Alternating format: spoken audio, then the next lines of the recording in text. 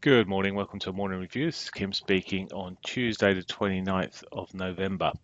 So it's blinking cold out there, as they say in the UK here. But in the markets, well, they seem to have frozen up a little bit here as well.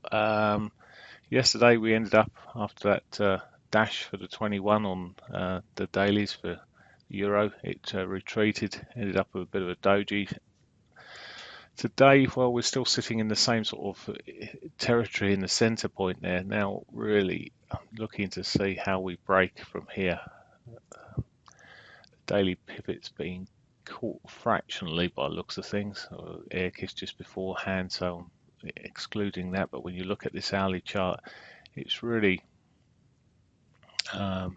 a case of whether it's going to break the daily pivot and push upwards, or the weekly pivot and push downwards towards yesterday's lows and maybe the S1.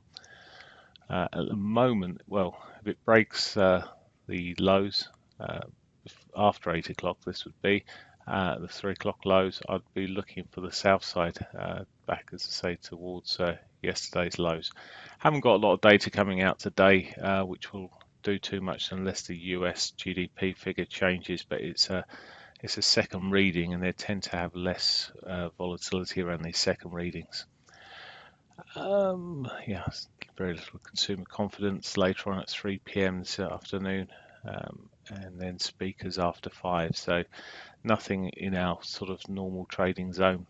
So we're left to the technicals, and was this. If it breaks the lows here, well, I'd prefer it to be breaking post 8 o'clock because I won't be taking the trade beforehand. If it does and continues, then I'll be playing the downside. If, however, it just double bottoms into these lows, and bounces back up, maybe look for the upside, because it won't have at that time put a new low in, so it'll still be erring towards the bullish side. Okay, cable hasn't fared much better really. Yesterday rallied up pretty strongly and then sold off and ended up closing the day on it as a down day.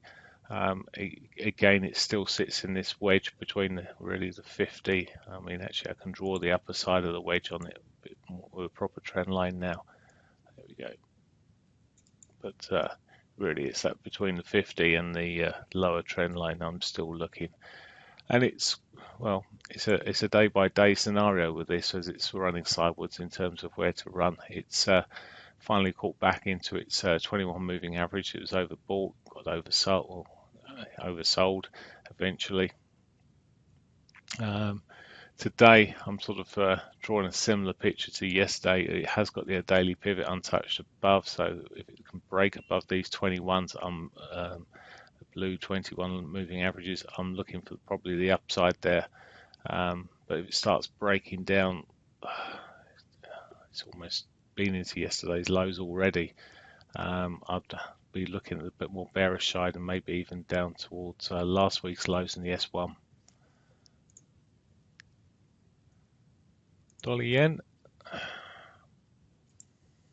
well, it did close on the low, so I put in a daily pivot swing in there yesterday.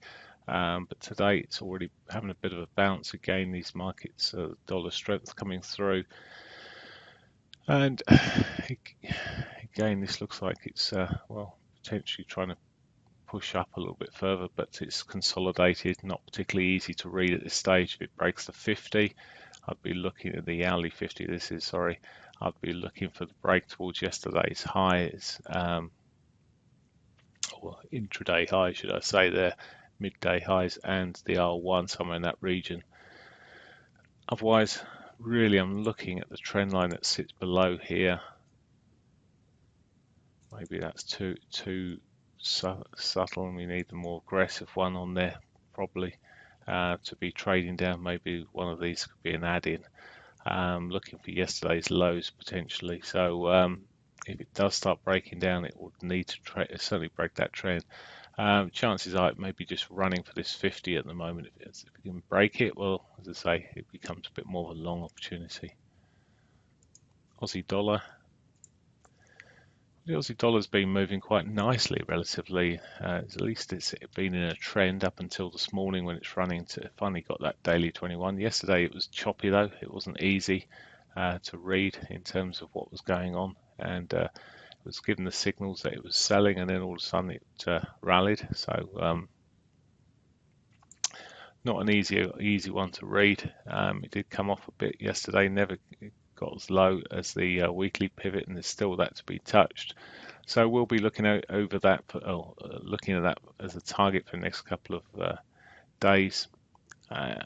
Break of this 50 may give us the S1 heading towards yesterday's lows there, and it gives us a lower high, so it's quite an interesting potential.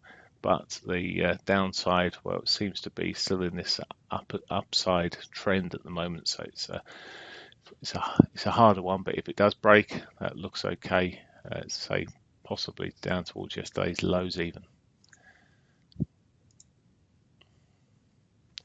And finally, the Canadian dollar. Well, oil's been given a shake. They've not necessarily agreed. Well, they haven't agreed on quotas on the Monday's pre-meeting meeting.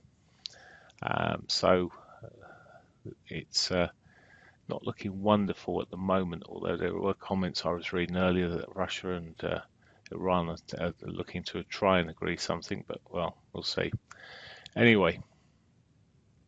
The Canadian dollar did pretty well yesterday on what was looking reasonable news at one stage, and it's obviously it's seen a bit of a bounce from the more recent news, but I don't know if it's really overly convincing here. But if it breaks the highs here, I would be looking for the daily pivot to be hit. It's put a higher low in at the moment, and it does look like we could see that daily pivot hit. It's a more logical way, although within this new potential trend here, well, I think it's a bit early really in terms of drawing trend lines on it. I mean, the more modest line would be across here, which by the time it gets there, you've given up a good chunk of potential profit. And the downside, well, it's got the S1. It's quite a way away from things. It's been pushing up. It's at the moment looks like it's just as likely to run up for the daily pivot, maybe beyond back into towards the weekly pivot, but it has got to break all those moving averages on the way. So there we go. Not the clearest of mornings through any of these markets as I look at them. So I shall be probably focusing on the euro and the pound this morning. These other markets certainly aren't particularly clear, nor are they, should I say. Okay, as I said, news, very little, so have a great one. Bye for now.